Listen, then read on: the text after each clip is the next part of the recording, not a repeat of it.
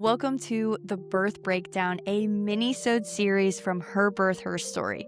These short episodes are here to open conversations around pregnancy, birth, and postpartum. Things I believe that every woman deserves to look into, to question, and just to feel empowered by. This isn't about telling you what to do, what's right, or what's wrong. It's about giving you space to think, to learn, and to ask questions, to just trust yourself a little bit more as you prepare for your birth. So let's break it down.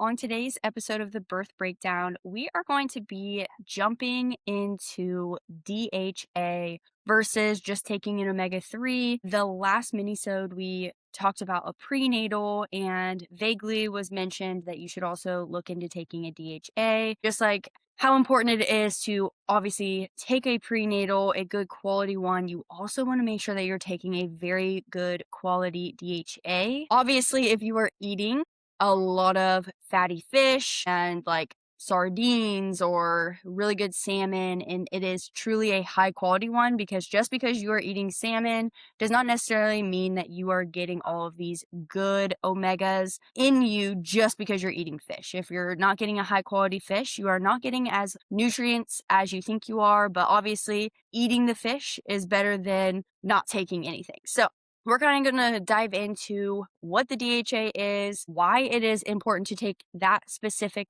omega-3 than just getting any omega-3 off the market, and why it is important in your pregnancy. So we're going to start off by just talking about the 3 different omega-3s that you can get. And the first one is ALA. This one's found more in like flax seeds and chia seeds. And this one supports general health, and it's still really good to obviously add into your diet, but still should not be, especially in pregnancy, where you are seeking to get the majority of your omegas. The next one is EPA, and this one is also really good because it is found in that fatty fish as well. And a lot of times you can even get it from like an algae oil if you are like a vegetarian. And the next one is EPA, which is also a very, very good one to have. And actually, there are quite a few DHA and EPA mixed omega-3s for prenatals, for pregnancy,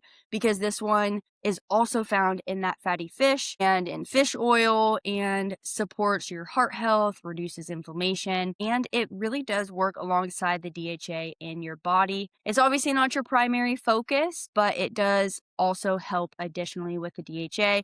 Then we have DHA, which is the most important one while you are pregnant to be taking, because your baby is accumulating large amounts of DHA, especially during the 3rd trimester. Obviously the first 2 because they're rapidly growing, but the brain grows rapidly in that 3rd trimester. So this really helps support the major structural component of the brain, eye health, and just their overall nervous system. Now, this does not mean that if you automatically take this, then your kid's going to be the smartest one on the block and never have any eye things and whatever. Like, this is not a guarantee for that, but this does help support your baby's growth as they are continuing in the womb. A lot of people say too, like, I'm taking omega-3, it should be fine. Yes, it is great to be taking an omega-3, especially if you are not consuming a lot of fish or a fish oil of any type, because whether you are pregnant or not, omega-3s are very important to be taking, especially if you don't eat fish a lot. But if you are pregnant, you want to make sure that your omega-3 contains DHA. I know I've said this multiple times, just because this is a specific one that your baby is needing and using a lot of to help build their foundation, their nervous system, their brain. So this is very, very important. And just remember, like I had said in the prenatal one, you can't just go to any store and just buy it off the shelf and expect to get the benefits of it. You need to find a 3rd-party tested, high-quality one. And honestly, sometimes if you can find high-quality sardines and eating those a couple of times a week can suffice for that as well. You don't have to take a DHA if you are getting the correct amount of omega-3s, that DHA, into your body. The best way to think about it is that omega-3 is like the category. DHA is the specific nutrient within that category that you need. And like I said earlier, sometimes EPA is also mixed in with that DHA, but you want to make sure that the significance of your omega-3 is coming from that DHA. One of the questions that I want to encourage you mamas to ask is this: does my prenatal actually contain DHA, and is it a significant amount? Because we talked about that in the prenatal one as well, that you need to be reading the label, not just what's added in, but the certain nutrient levels that each vitamin mineral is giving. Because just because you're taking the prenatal and it says that it's quality, it says that you're getting enough, does not automatically mean that you are. So a lot of prenatals don't actually have DHA in it, so this is one that you will probably have to buy an additional supplement to take with your prenatal. And on top of that too, obviously the DHA is important for the baby, but just remember you also need nutrients and minerals and vitamins to support your body, because your body is doing a lot of work too. And one thing that I do appreciate about the recommendation of taking a DHA, like the organization, American College of Obstetricians and Gynecologists, have said that when a mom takes a DHA, research has shown that this really helps play a role in supporting the healthy pregnancy outcomes. Scientists are continuing to study all of this and its potential benefits, but I do appreciate when there is research that also backs it up. It just makes sense to ask, are you truly providing the nutrients and minerals that can best support your baby in their growth? If you're someone who eats a lot of fatty fish a couple times a week, just like I said, you might be getting a good amount of it. And so you don't necessarily need to supplement. Obviously, talk with your provider, walk through, be open and clear about your diet too. Not just like, oh, well, I try to aim to eat fish 3 to 4 times a week. No, if you are not actually doing that, then that does not count. You actually have to do it. And sometimes it is hard for people to take a DHA, especially in your first trimester. If you are sick and a lot of things are making you feel sick, it can be hard, but they do make ones out there that do have a flavor to make it so it doesn't taste fishy. And if you need to do that to get through your first trimester, get it done, because I just think that is so important, especially if you are not eating fatty fish. So we're just going to wrap up with some few questions here that I would encourage you to do your own research on. Does my prenatal include DHA? And if it does, how much is that? If it doesn't, should I add a DHA supplement? Should I choose fish oil or an algae-based DHA? Does the supplement that I am taking also contain EPA, and why might that matter in the grand scheme of things? How much DHA do different pregnancy organizations recommend that I take each day? What does my provider say that I should take each day? Just remember, informed decisions start with informed questions. So my goal is not to tell you exactly what supplement to buy or what you should be doing, because it does not mean that this is perfect for everyone or that it's feasible for everyone. My goal is to make you aware of why DHA is important and make you more aware of looking into your prenatal. Should you take a supplement?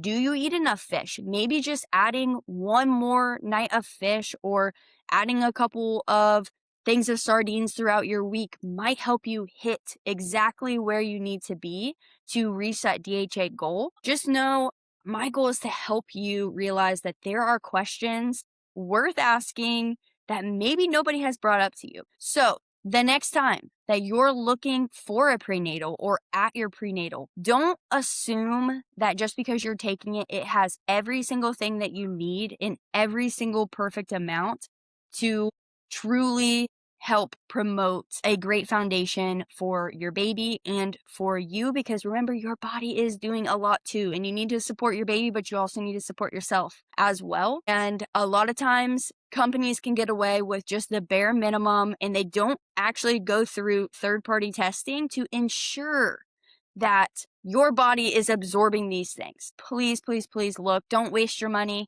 Flip that bottle over, read the label, see if the DHA is there. If it's not, spend a few minutes learning why so many people supplement with that DHA. Ask your provider if it's the right thing for you or what you should do to get more omega-3s, that DHA, into your body. Because remember, looking into these things and not just taking what somebody says, because it is so important to look into why you do the things that you do in pregnancy. And everything that you do in your pregnancy, you should feel informed and empowered as you continue to learn more about what ways to support your body and your baby. And looking into your prenatal and your DHA is definitely a place to start. And also, I am going to add to, if you are not pregnant yet, but you are looking to be pregnant in the future, you should still look into if this is beneficial for you to start taking ahead of time. I do encourage you to make sure that you are getting enough omega-3s into your body, whether through food or through a supplement, even if you are not pregnant. But I really think that can help support you in your journey to motherhood. If this episode sparked curiosity, confirmed something you've been feeling, or just gave you a whole new perspective, I'd love for you to share it with another mom or mom-to-be who might need it. Make sure you're following Her Birth, Her Story, and if you feel called, leaving a review is one of the best ways to support this space. And it just helps these conversations to reach more women. Until next time, remember, this is your body, your baby, and your birth. We are reclaiming birth one story at a time. I also want to add this disclaimer that this is not to be taken as medical advice. Please make sure that if you are seeking medical advice, then reach out to your own provider so that you can figure out what is best for you.